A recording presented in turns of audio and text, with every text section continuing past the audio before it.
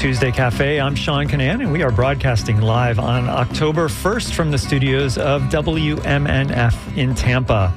Today on Tuesday Cafe, we're going to talk about Hurricane Helene. We'll get the latest about storm cleanup and recovery. And later on in the show, we're going to open the phone lines so that you can share your stories about the storm. I want to hear how you're doing out there, what things you need, what resources you know about that you'd like to tell other people about. So that's going to start near the bottom of the hour. If you'd like to plan ahead or join the queue, you can email or text anytime, dj@wmnf.org. You can text 813-433-0885, or you can phone, which is 813-239-9663. But again, we're not going to probably take phone calls till about the bottom of the hour. And our first guest is going to talk about the urban forest and damage to trees, a lot of which happened during Hurricane Helene. Alyssa Vinson is an urban forestry agent with UF-IFAS Extension, Hillsborough County. Welcome to Tuesday Cafe, Alyssa. Thank you so much, Sean. I'm happy to be here. I'm glad you could join us. So many people have trees or limbs down after the hurricane. What do we know about the extent of the tree damage that's happened in the area, and what kind of advice can you give people who have tree damage? Yeah, well, as expected, in a lot of our interior areas, we're seeing, limb drop, small limbs, large limbs, not as much full tree failure in those areas, but in the coastal areas, we're seeing a lot of trees down. One of the things that I like to stress to folks is prior to a storm, don't be afraid of your trees, but manage them knowing that a storm is coming, right? And so I think in a lot of cases, we can be proactive about our management to help prevent some of this damage in the future. And when you say management of trees, what are some things you're talking about? Absolutely. Well, when we manage trees, we need to make sure that we're pruning for health, making sure that we have a well-balanced canopy. And some of the things that we try to recommend folks to avoid are things like lion's tailing, which is where all of the leaf mass is left at the end of the branch. So sometimes this is sold as like opening the canopy or something like that, and they'll go in and remove a lot of interior foliage. But what this essentially does is creates a big lever arm that the wind can push against at the end of the branch, puts a lot of force out there, and you see branch breakage there. Another thing that we like to remind people of is that there is no such thing as hurricane pruning a palm tree. Palms are adapted to environments, especially our native palms, for high wind, and leaving them with a full healthy canopy is much better than removing all of those fronds. So those are a couple of things that we try to recommend people against doing. Now, if you have storm damaged trees in your landscape, some of the things to consider right now is if you had a tree that was inundated by salt water, you can take measures to help mitigate some of the damage to your tree. Remember that tree roots extend to the drip line of the tree. And so if you go to that area where the majority of the root mass is, you can flush the soil with fresh water 3 to 5 times a week, about 2 gallons of water per inch of caliper of that tree. So kind of look at your trunk, estimate what the size is, make sure you're getting enough fresh water out there in the soil that can help flush some of those salts out. You will likely see your tree with discolored leaves. It'll probably drop leaves, but that doesn't necessarily mean your tree is dead. So just because it's lost its leaves, don't, bring somebody right out there and cut it down right away. Give it a chance to resprout. And then if there's still issues going down the line, then, reach out to us here at UF-IFAS Extension, and we can help you kind of work through those problems. Another thing to be aware of with trees is that especially our hardwood trees, they can take up to 2 years before they really show the full extent of the damage from these types of storms. Tree roots, especially when we have inundated soils, they can shift and move in the soil as a result of the wind. You get minor breakage in those roots, and then those wounds in the roots allow fungal pathogens to enter the tree. So you may not see, tip dieback or branch dieback for years after an event like this. And do you have any tips that you can provide people who have limbs down as far as safely removing the limbs, or even cutting back trees, the surviving part of trees, if that's necessary? Absolutely. Yeah. General recommendations there. If you have limbs that are already on the ground, hire somebody that you're comfortable with, that's licensed and insured to kind of remove that material from your landscape. Or if you're comfortable with it yourself, make sure that you're using sharp, clean, appropriate tools that you're comfortable with. Pull that material out of your landscape. But my recommendation, if you have trees that are overhanging any kind of targets, whether it's your driveway, your house, your garage, and you have some limbs that have been broken, you're looking to kind of clean that up a little bit, mitigate some of that future damage, definitely reach out to a certified arborist. You can find a list of certified arborists for our area by going to treesaregood.org, and you can put in your zip code and it'll pull up a list of the folks who are certified. Certified arborists have gone through extensive training to learn all about the health of the tree, how to prune the tree appropriately, and make sure that you end up with a tree that's going to be safer overall. What are some things that people can watch out for in the future when it comes to trees and storms? So as we're preparing for hurricane season, one of the things that you can do to look at your trees is watch out for any limbs that are already dead or dying. So any branches that might have what we call tip dieback, where the leaves at the end have fallen off and some of the branches have started to die. Look for those things. Look for areas of weeping or oozing, bark discoloration. If you have bark shedding, if you have visible fruiting structures of mushrooms or fungus on your tree. Those are things to watch out for as well. And if you see those things, that's when you reach out to a certified arborist. You say, hey, I need somebody to come out, remove some of this dead wood. Let's take a look at the structural integrity of my tree. Look for things that might potentially be risky. There's a whole kind of additional qualification that certified arborists can maintain called TRAQ, which is Tree Risk Assessment Qualification. So when you're looking at that list of certified arborists, if you look for those folks with that TRAQ, those folks are trained specifically to learn how to evaluate and mitigate risk for trees. So, things like a large codominant stem, so that would be two main stems on your tree that kind of meet at a low portion of the tree, that can be potentially predictive of failure, but there are other things that are also predictive of failure, and they learn about how to look for those signs.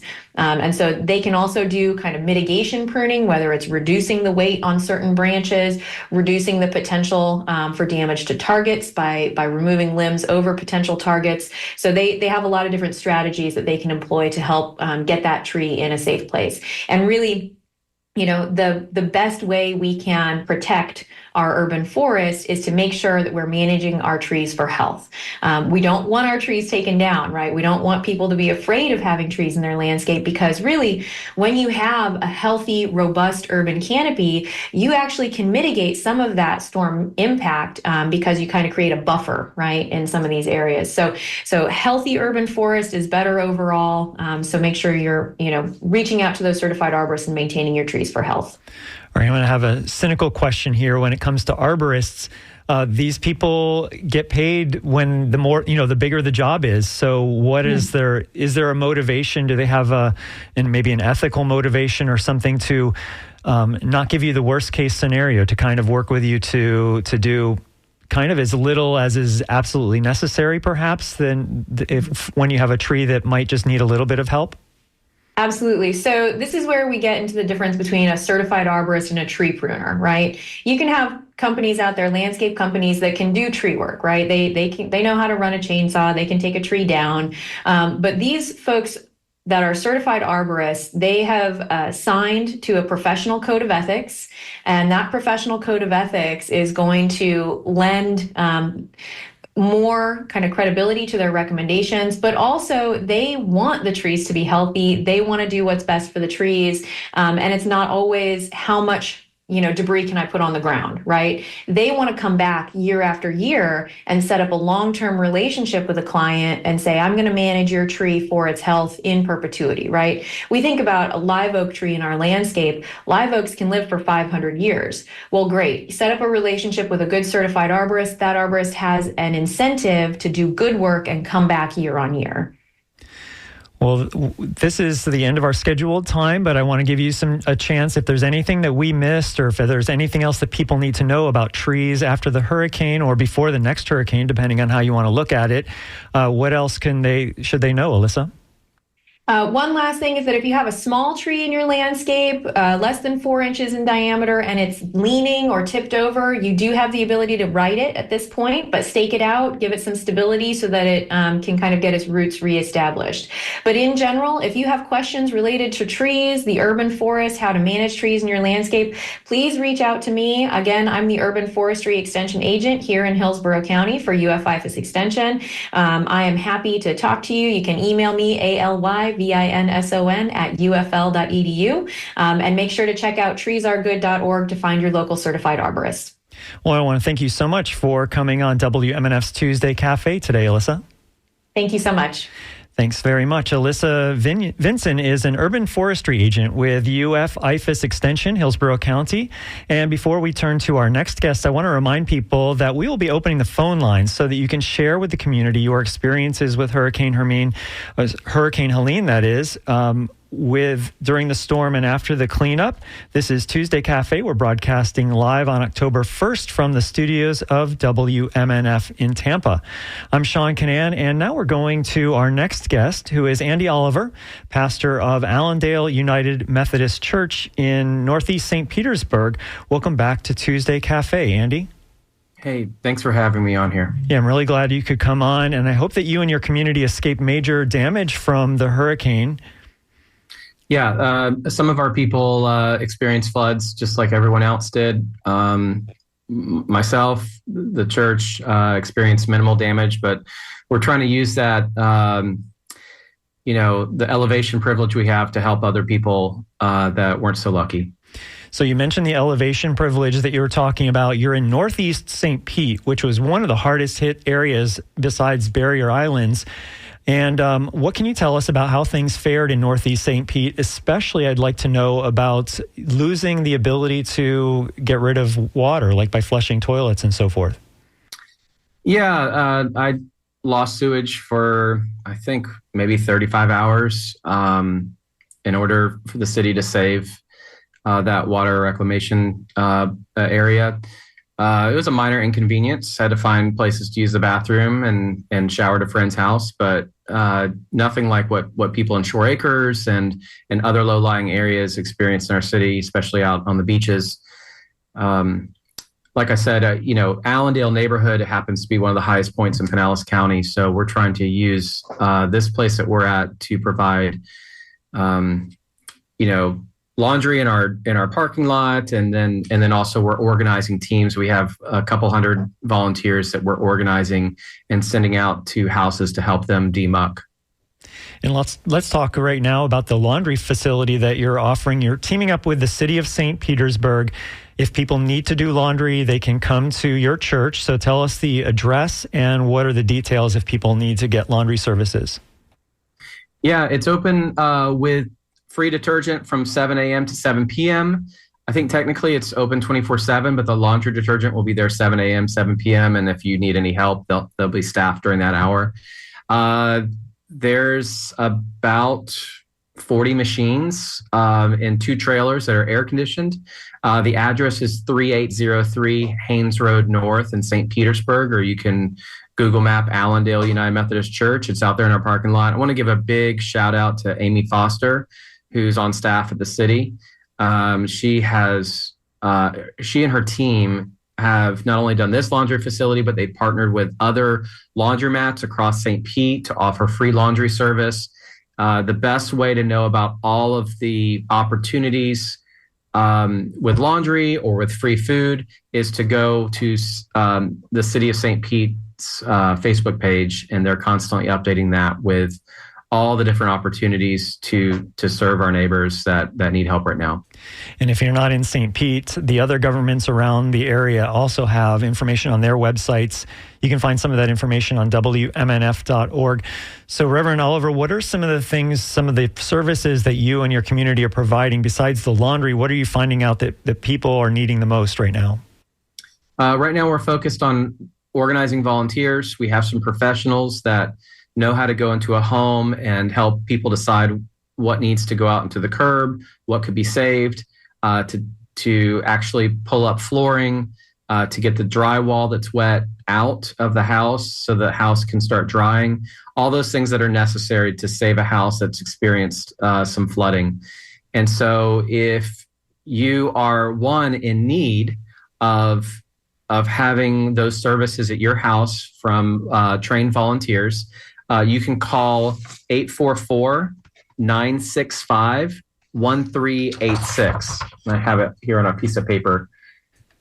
844-965-1386 is the number to call if you need services. So that goes to your church and people. That goes to an emergency a hotline, and they will take your information. And not only my church, but groups like Samaritan's Purse and other organizations that are coming into the area, they will be working this hotline as well. So this is the best way to get on a list to get some trained volunteers out to your house to help you move things or whatever else you need done. The other opportunity, if you want to volunteer, if you want to be a part of our team, and we're sending out, yesterday I think we demucked 3 homes, the day before we did 4 homes. You can go to this website, allendaleumc.org/Helene, and that's an opportunity for you to sign up to volunteer. Again, that's allendaleumc.org/Helene. And you'll just be put on a list. You'll be trained. You'll be given text messages during the day of different addresses we're going to. You can meet us there with tools to help people survive the aftermath of this storm. One of the points that we've mentioned on the air, and also we heard at the top of the hour when NPR News Headlines was talking about flooded houses. You know, eventually, maybe soon, people can return to their houses that were flooded. But one of the recommendations that's being made is that if your house was flooded, especially if it was above the electrical outlets, you need to get someone there who knows about electricity. You need to go turn off your electrical power at the source before you enter your building. You're more in touch maybe with what's happening there on the ground in the flooded areas of St. Petersburg, especially northeast St. Pete. Besides muck removal and drywall removal, what are some of the things that maybe we hadn't thought about that people are having to deal with right now? Your appliances are probably gone. The most important electrical appliance to make sure, first turn off the circuit breaker, then make sure your oven is unplugged. If you have any electrical things on the floor, including surge protectors, those need to go. Just because a surge protector is dried out doesn't mean it's safe. And so if you plug in that surge protector when things are dried out, it very well could cause a fire. A lot of the fires we're seeing right now are from ovens turning back on and surge protectors. And so all of that for safety needs to be thrown out. If it was impacted by water. Unfortunately, a lot of our ovens have a very low plug. And so those outlets were, and they're putting through a lot of current, we're below the flood line. And so it's really important to be safe with electrical. Well, our guest is Andy Oliver, who is pastor of Allendale United Methodist Church in Northeast St. Petersburg. This is Tuesday Cafe. We're broadcasting live on October 1st from the studios of WMNF Tampa. I'm Sean Canan, and we're going to be opening the phones in just a moment, in just a little bit, to ask you to tell us what you're experiencing, what you went through during the storm, how your recovery is going, what kind of help you need, what kind of services are out there that you know about. So you're welcome to phone in at 813-239-9663. You can also text us at 813-433-0885. If you text or email, please sign your name and tell us where where you are. You can email us at dj@wmnf.org.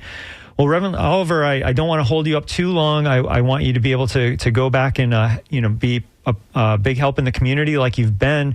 But before I let you go, I just want to say, are there any other messages that you have for our audience? Any other things that you think that people are really out there needing, or things that people should know about? Yeah, I think people have experienced trauma. And so we need to have grace with one another. We need to check in on your neighbors. Sometimes when we go to a home to assess it, we are the first people they have talked to. And so a listening ear, just knowing that someone cares, and certainly encouraging people that have experienced trauma to seek a mental health professional, because we've all been through a lot, even if our houses weren't impacted. And this isn't a time to ignore our mental health as well. Sometimes we get distracted by our things that get messed up instead of worrying about ourselves. And now's a time also to care for ourselves as well. Well, I want to thank you so much for coming on Tuesday Cafe, Andy. All right. Thanks for having me. Thank you so much. Reverend Andy Oliver is pastor of Allendale United Methodist Church in Northeast St. Petersburg. This is Tuesday Cafe. We're broadcasting live on October 1st from the studios of WMNF in Tampa. I'm Sean Canan, and we're trying to find out from people how you fared, how you did during the hurricane, what was happening in your area, how much water was there around, how much wind, and what other damage there's been, and how the cleanup is going. So we're asking you, if you'd like, you can call us at 813-239-9663 and share with your neighbors your experience, where maybe there were some services that were available from your community that you want to tell people about. You can also text us at 813-433-0885. You can email dj@wmnf.org. A couple of emails and texts that have come in. One from the 727 area code says, "Thank you for the tree segment." So thank you for saying that. I appreciate that. And Greg writes that Florida dodged a bullet, which hit North Carolina. He says, I know I was extremely apprehensive with a Cat 4 hurricane sitting out in the Gulf 80 miles to the west. We need to stop burning fossil fuels, says Greg. He says this is a completely avoidable man-made climate crisis. We can either unite with the rest of the world to forge a sustainable economy and preserve Earth as a livable planet for our children and theirs, or we can fight each other to extinction. Greg concludes, if we condemn our children to living hell on an unlivable planet, they will never forgive us. So thank you, Greg, and for our 727 texter for the first two contacts we have. But we want to hear from you as well. You can call us at 813-239-9663 and let us know how it's going in your neck of the woods. You can also email dj@wmnf.org or text 813-433-0885 if you're listening live on October 1st. Well, let me tell you about some of the things that we know. We know that Pasco County has lifted its mandatory evacuation order for Zone A. That means that residents and business owners can now return to the area. The county urges caution when you return to storm-damaged areas because recovery efforts are still going on. And Pasco County has an online tool to report structural damage to homes and businesses.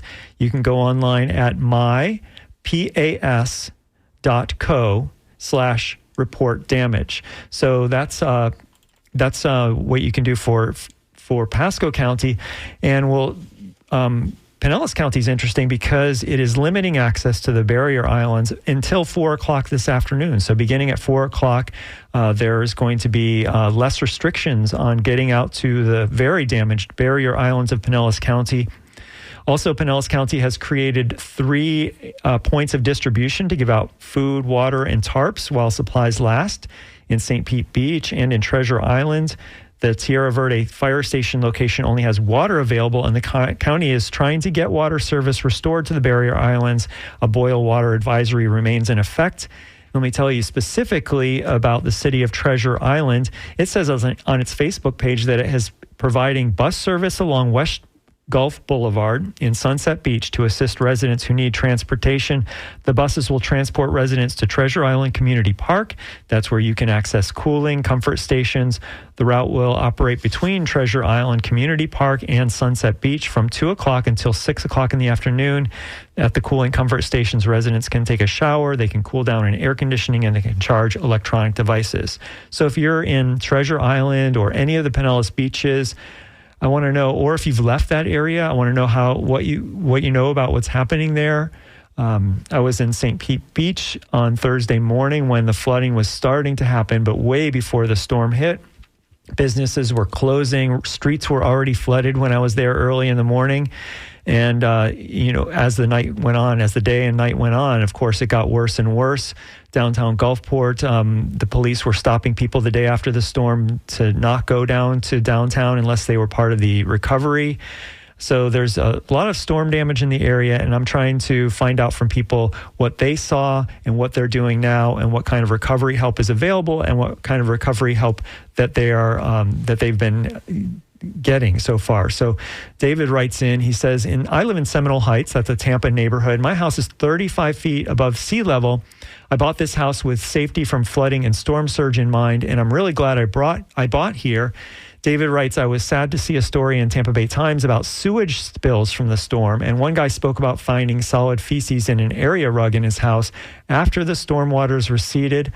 Also, the government officials who were interviewed made it sound like not a big deal about sewage spills, but David calls that BS. He says it's so gross and unsanitary, and I think it will hurt the water quality in the bay long term and hurt the sea critters who live there. So that's David's experiences. So you can tell us more about what you are experiencing by giving us a call at 813-239-9663. You can text 813-433-0885 or email dj@wmnf.org. Pinellas County tells us about this business recovery assistance that's available for businesses that are impacted by Hurricane Helene.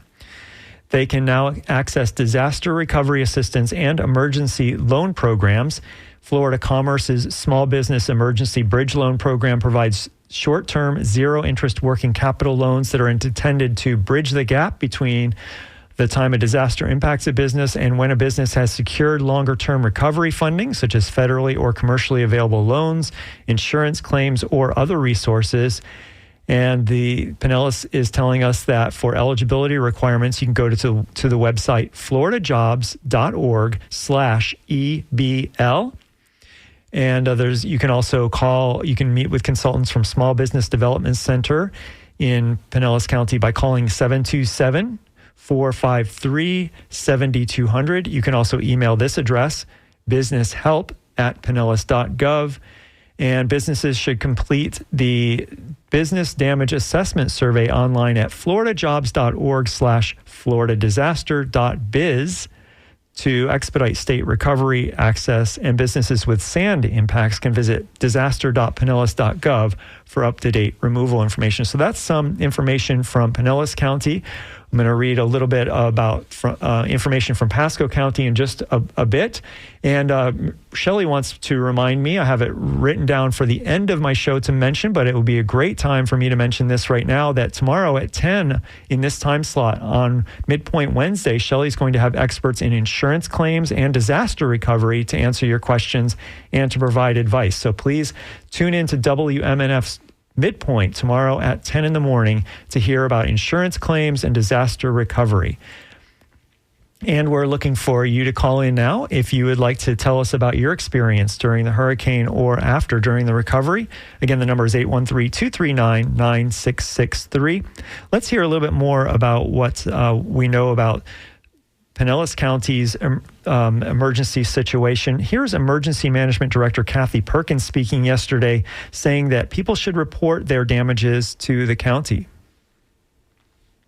Starting today, Barrier Island residents can receive free food, water, and tarps while supplies last at points of distribution, and we call those pods.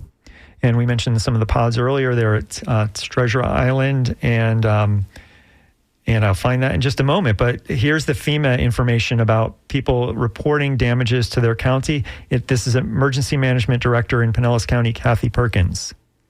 For your homes, your businesses, if you see damages to roads or other public infrastructure, please report that to us. And I would encourage you, go ahead and apply and find out, what you may be eligible for.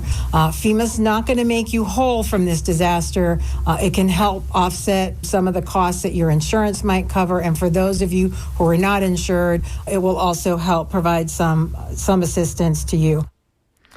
Well, that is the Emergency Management Director in Pinellas County, Kathy Perkins. She says that FEMA is in the field gathering information and helping people get registered. Before giving out your personal information, make sure that they have a FEMA badge. You can also visit disasterassistance.gov to get your application started. So if you are interested, if you need FEMA help, which many of us do, you can go to disasterassistance.gov, or you can talk to one of the FEMA representatives.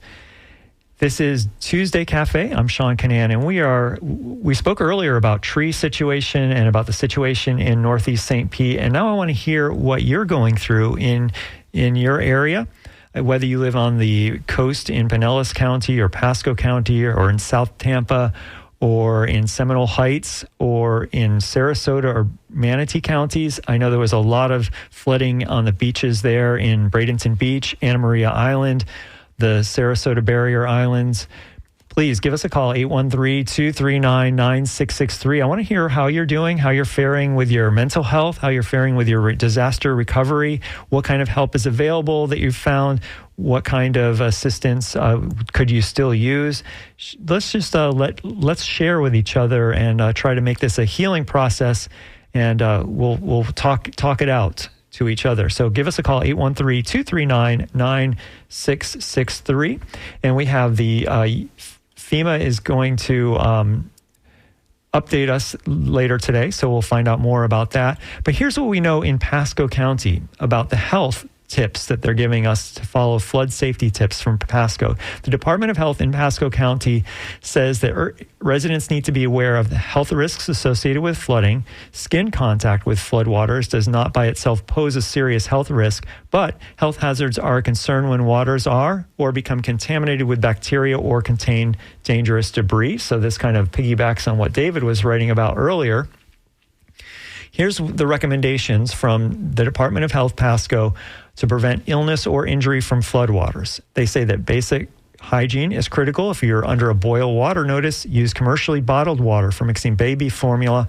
Wash your hands with soap and either disinfected or boiled and cooled water, especially before preparing or eating food, after the use of the toilet, after handling a soiled diaper, after participating in flood cleanup activities, and after handling objects contaminated with floodwater or sewage.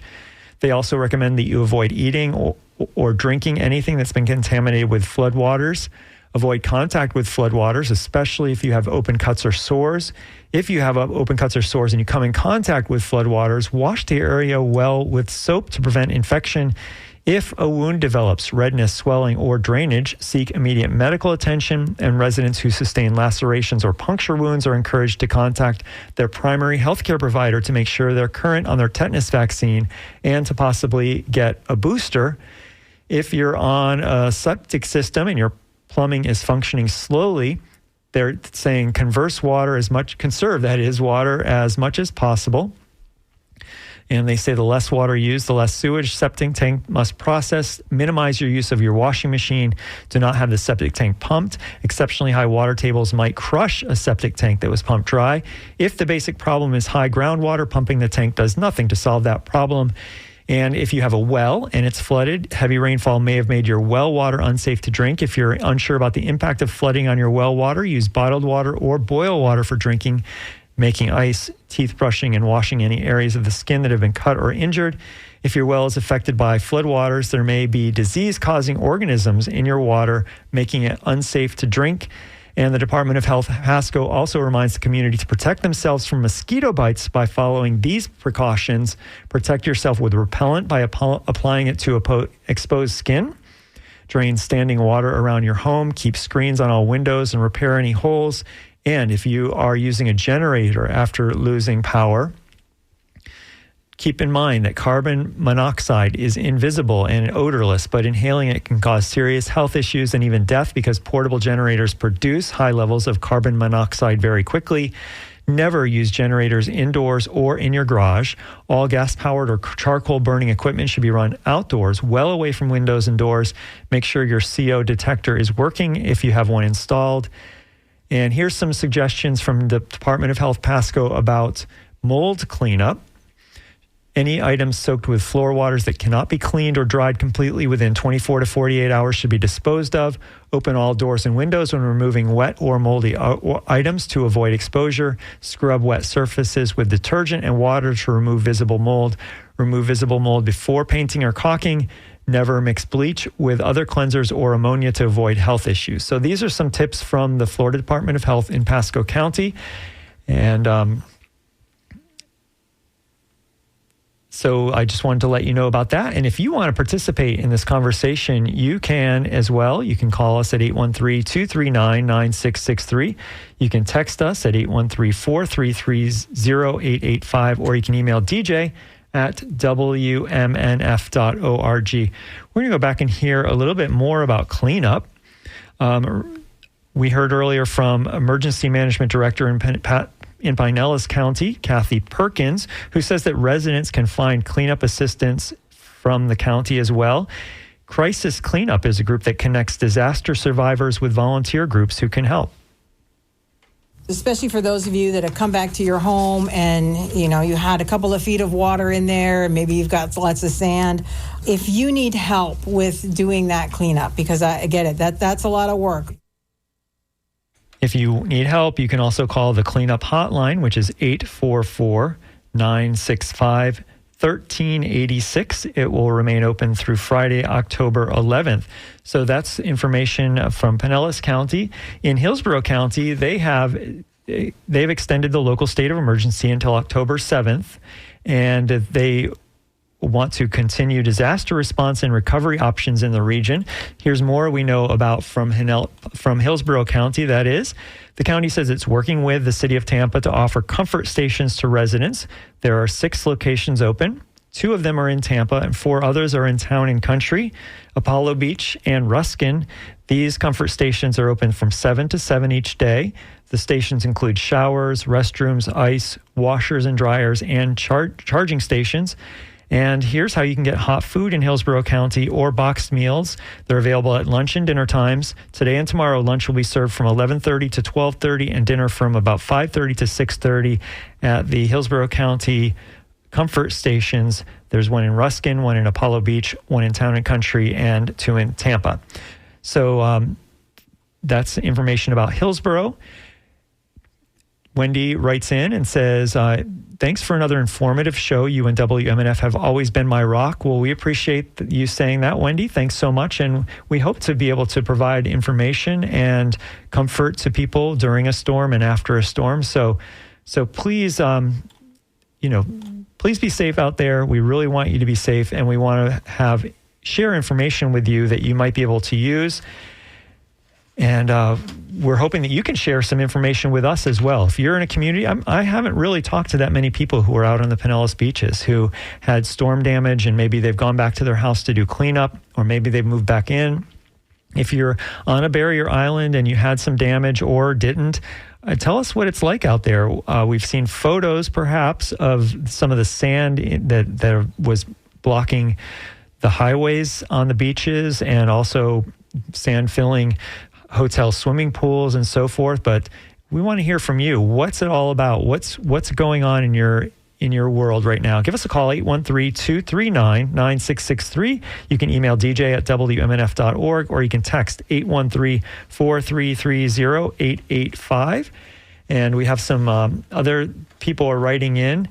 So this is from the 352 area code. We have, it's Rich in Brooksville, says, is there access to non-residents to St. Petersburg Northeast 34th area?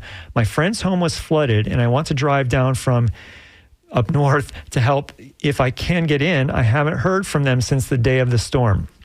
I don't know of any blockages in the Northeast right now in Northeast St. Pete. So I bet you could try. It sounds like when one of our earlier guests who's in the Northeast St. Pete in the Allendale area, they are sending teams out into the Northeast. So I assume that people can get in and out of that area. So you could give it a try, Rich. But if people know in the Northeast 34th area, if you know about that, you can let us know at dj@wmnf.org, or you can call 813-239-9663.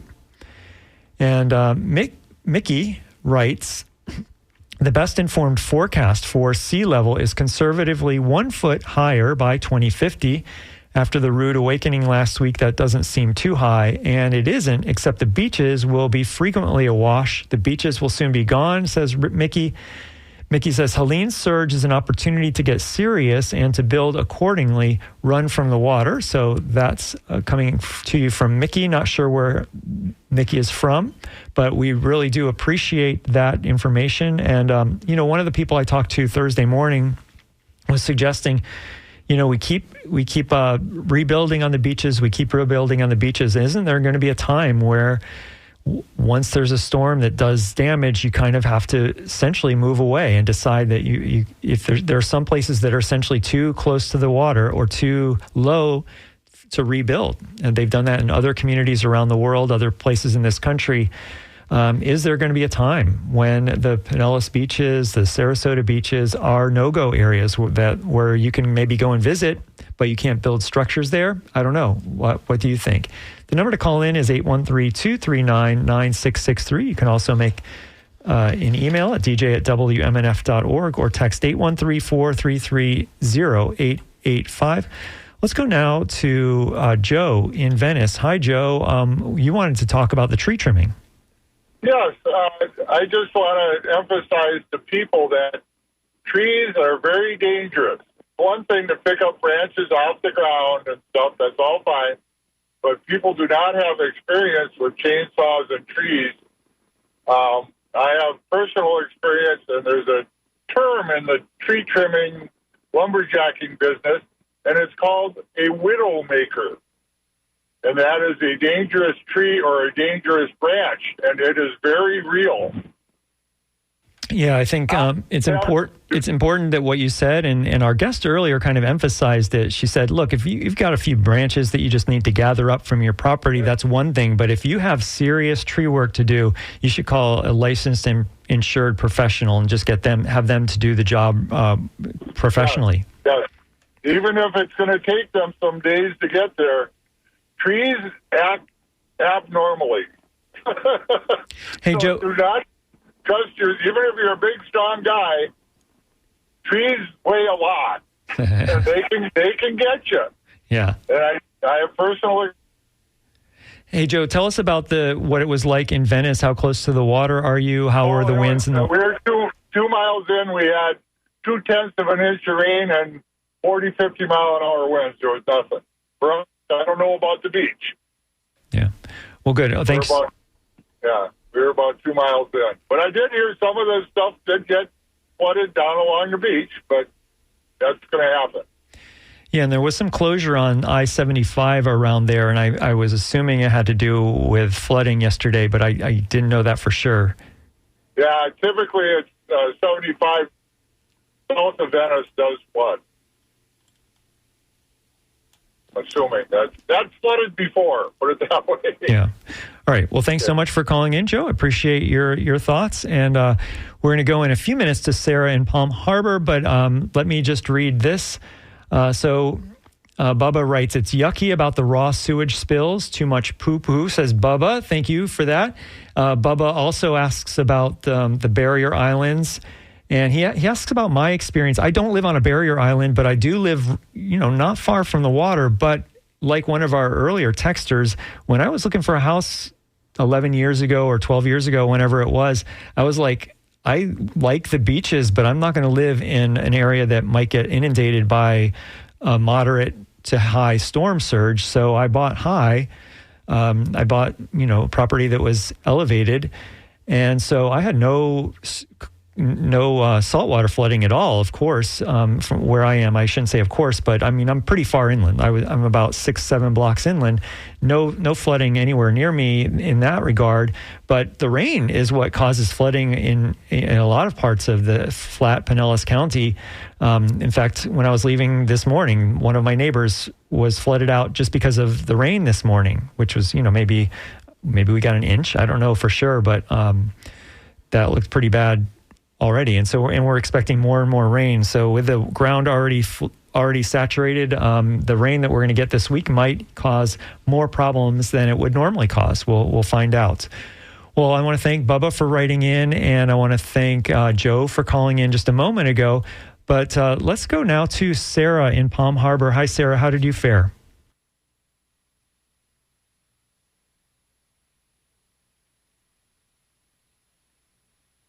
For some reason, I'm having trouble putting Sarah on the air. We'll get back to you. Don't leave. We're gonna go back to Sarah in just a moment, I promise. So here's some more information from the Department of Health in Pasco. They're urging residents to follow flood safety tips following the hurricane because yeah, I'm reading that one again. Oh, no. So thank you for that from Pasco County. Also, Treasure Island, very hard-hit area of this Pinellas County. They are asking people to limit their water usage. They say the sewer system is running on generators and bypass pumps. Keep all debris off roads and storm drain inlets, and the beaches remain closed to everyone at this time. The beaches are unsafe and walkovers have not been inspected. So this is the message from Treasure Island there, kind of due west of St. Petersburg at the end of Central Avenue.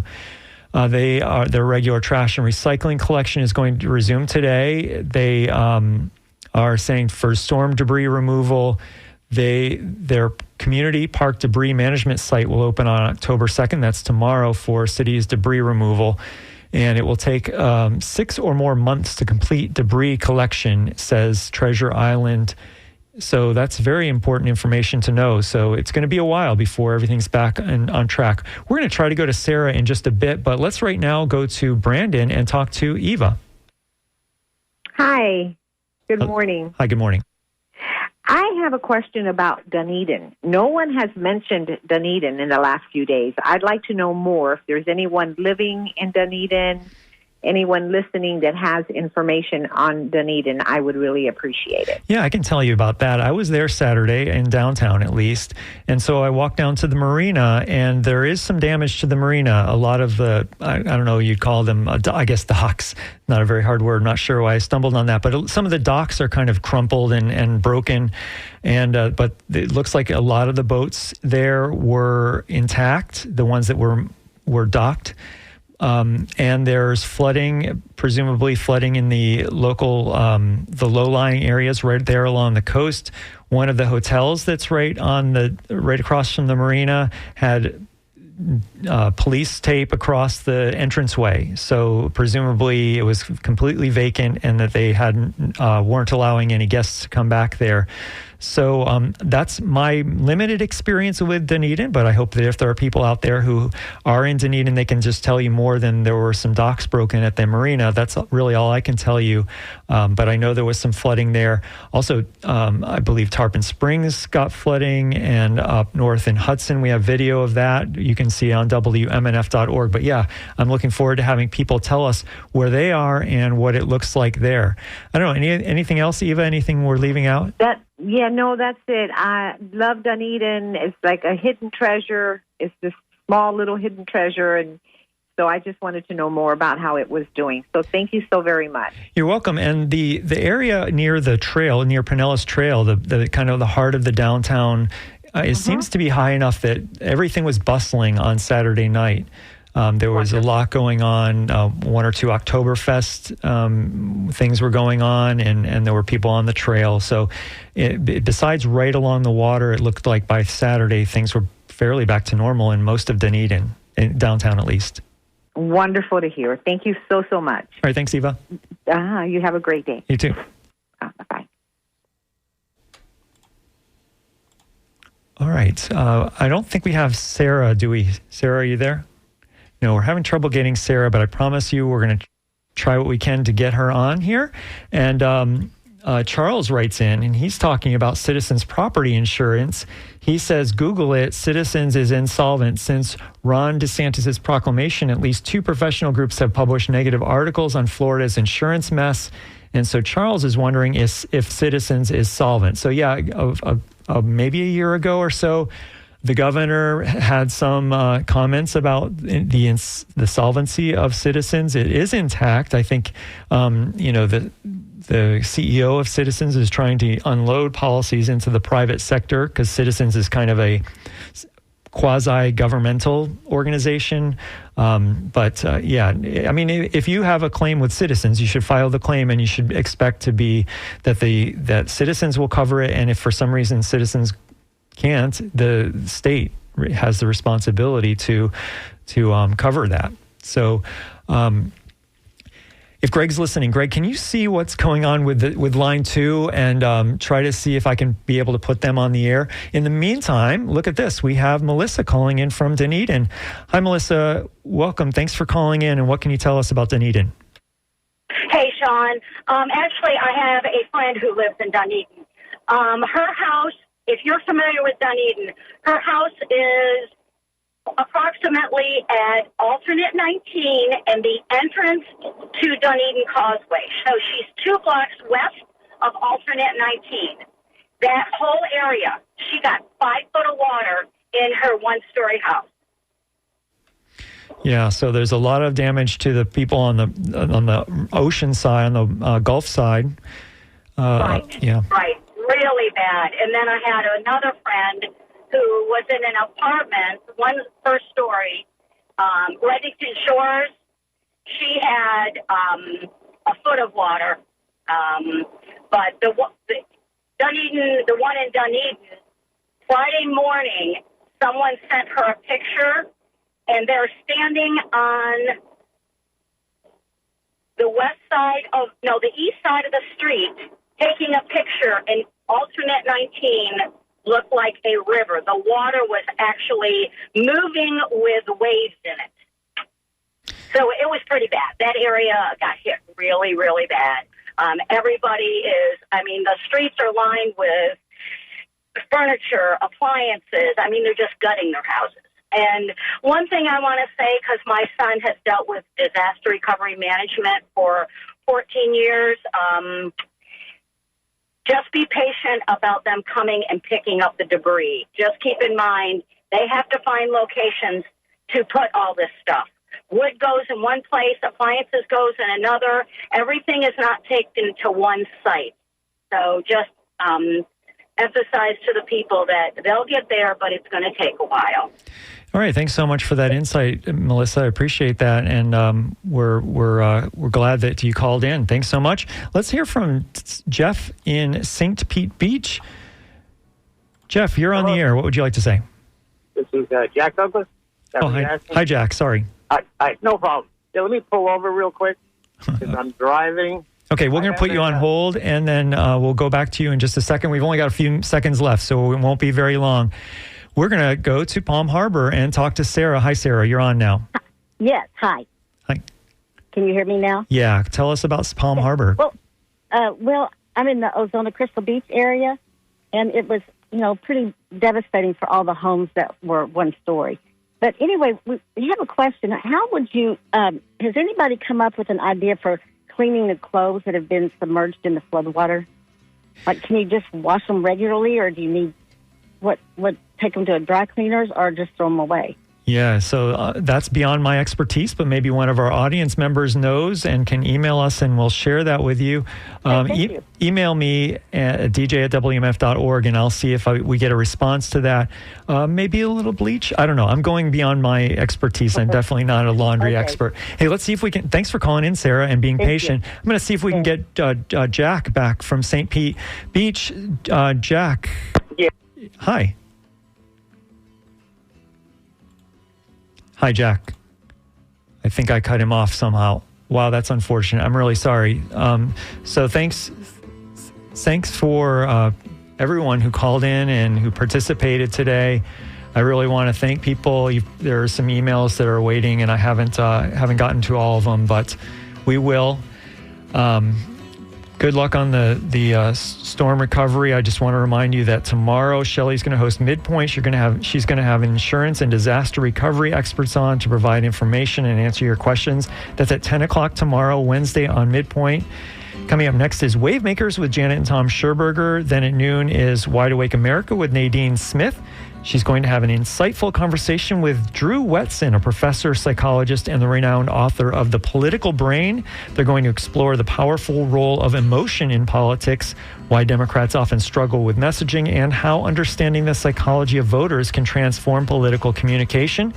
That's at noon. Then at 1 o'clock is The Scoop, a 5-minute summary of the day's news.